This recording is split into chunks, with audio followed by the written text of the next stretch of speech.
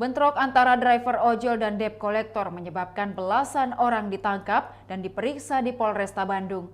Sebelumnya bentrok terjadi antara dua kubu di Jalan Hegarmana, Kota Bandung, Selasa malam kemarin.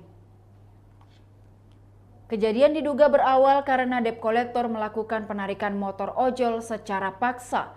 Diduga tak terima motor temannya ditarik secara paksa di jalan. Ratusan driver ojol kemudian menyerbu markas debt collector yang juga kantor leasing Raja Wali. Ratusan ojol ini ingin meminta penjelasan kepada pihak perusahaan dan pertanggungjawaban lantaran temannya yang pemilik motor mendapatkan kekerasan dari debt collector tersebut. Sempat terjadi perundingan antara driver ojol dan pihak leasing, namun tidak ditemukan kesepakatan. Awalnya negosiasi masih berjalan aman dan kondusif. Tiba-tiba datang debt collector lain yang menggunakan sepeda motor sambil membunyikan klakson dan menggerung-gerungkan knalpot sepeda motornya. Itulah yang memancing keributan. Ketua Perhimpunan Driver Amif bersama rekan lainnya sempat melerai, namun terjadi lemparan ke arah kerumunan massa sehingga situasi semakin panas. Kubu driver menyerang balik dan ketika gerbang dibuka, para debt collector keluar membawa samurai dan balok. Akibat kejadian itu, kata dia, total ada 9 driver ojol yang terluka dan puluhan sepeda motor rusak.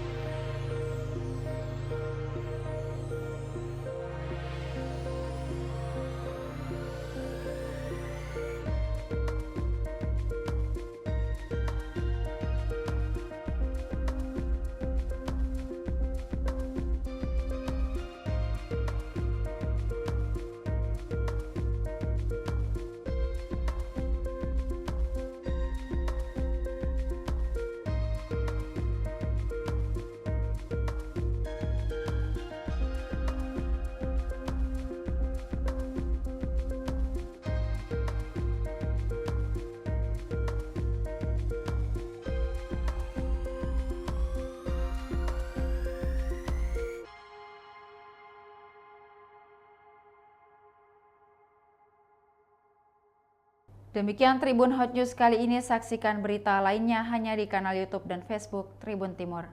Terima kasih sudah nonton, jangan lupa like, subscribe, dan share ya!